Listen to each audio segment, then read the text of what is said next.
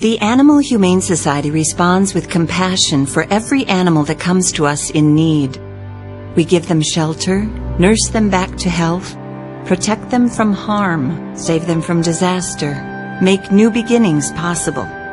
Rescuing animals is what we do each day, but if you've adopted an animal, you know that they can rescue you, too. Hunter was a stray and had to fend for himself in the bitter cold of winter for 2.5 months before he was rescued and brought to the Animal Humane Society. In our care, he was kept warm and safe and given lots of attention from staff and volunteers. Because of his friends at the Animal Humane Society, he was rescued, but he was going to have to rescue someone too.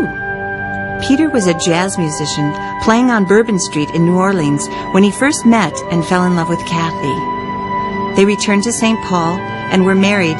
Just 2 short years later, the couple was out skating when Peter slipped and fell backwards, hitting his head violently against the ice. He was in a coma for an entire month when he made a miraculous recovery. Yet Peter was never the same. Conversation was difficult and his speech was impaired. But over the years, Kathy and Peter discovered new ways to communicate and grew closer than ever before. Unfortunately, Peter's injury aged him prematurely. He suffered from a stroke and again had to struggle to regain the ground he had lost. Then he developed heart issues and later was diagnosed with cancer. As difficult as it was to accept these new challenges, Kathy and Peter kept fighting, kept going forward, kept laughing together. Although Peter's spirit was strong, he was physically weakened. The time had come to say goodbye. Kathy had a hard time coping with Peter's death. She felt lost. She moved his favorite recliner into her bedroom to feel less lonely. It helped to still feel his presence somehow. Kathy's friends helped to get her back on her feet, but they sensed she needed more than they could give her and kept suggesting that she adopt a cat. After a year had passed, she was finally ready. When she saw Hunter in one of the upper cages at our St. Paul site, she decided to take a closer look. As she approached, he put his paw under the door of his cage, reached out, and gently touched her face. At that moment, she knew they belonged together. I said, "Do you want to go home with me?" And meow, meow, meow, meow, meow, meow. I said, "Okay, that's it." I said, "You're coming home with me." After his initial touring of the house, he asked for his dinner, then jumped up on Peter's recliner and curled up in the blanket Kathy had laid out for him. It has been his place ever since. I see Peter so much differently now, rather than remembering, what we all went through and all the suffering that he had to go through. And now I can just remember different things, and I can remember all the laughs we had. So, and how could you not laugh, and why wouldn't you? Sonny came to the Animal Humane Society from an animal welfare group in Fergus Falls that had too many dogs and not enough space. They saw the potential in him and wanted to give him an opportunity to find a home, so they asked if we would take him. Kirsten and Matt have 2 children, Ellie and Ben. Both are autistic, and each has their own unique challenges. Ellie is very high-functioning, but aware that her autism has made it difficult for her to make friends.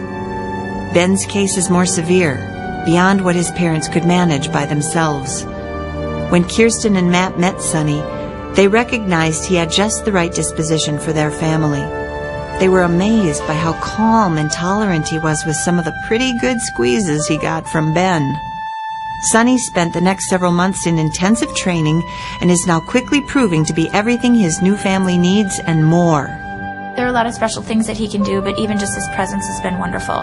He'll hug him around his waist, put his head down on him, he'll hug him around the neck, he'll lay down, put his arm around him, he'll lay next to him and practically lay on top of him, and Sonny doesn't mind at all. He's just very easygoing and happy to be cuddled. This past spring, Sonny visited Ellie's classroom to teach them about service dogs. In the process, they learned more about why Ellie is different. Now a child who was once without friends is interacting with classmates who are much more understanding and interested in getting to know her better. Ben had always struggled to sleep because of his autism, but now he's learned to ask, "Go snuggle with Sunny?" And the two will cuddle up together until Ben is able to relax and gradually becomes sleepy. As Ben grows older, Sunny will begin to play a more critical role in his life. Eventually, Sunny and Ben will use a special leash to prevent Ben from wandering. But if he does, Sunny is being trained in search and rescue so that it can find Ben if he is ever lost. Since Sunny has become part of their family, Ellie has gained an unconditional friend in him, and Ben has learned to be more gentle. Where there was once a stigma around their family because of autism, there is now a sense of community.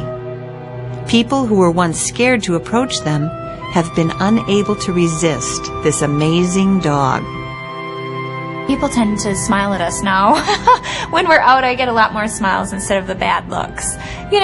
And people are wanting to approach him and ask us questions about him, and that draws them into our family, which is kind of neat. Just 1 year ago, Sunny needed a family.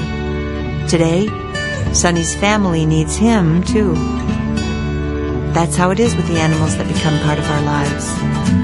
When you adopt from the Animal Humane Society, you are helping to rescue a homeless animal in need. But through their unconditional love and the gentle ways they teach us to laugh, love, and show compassion to others, you soon discover that maybe you are the one being rescued after all. Animals give us so much and ask for so little. You can count on the Animal Humane Society to be here to help them when they need us the most.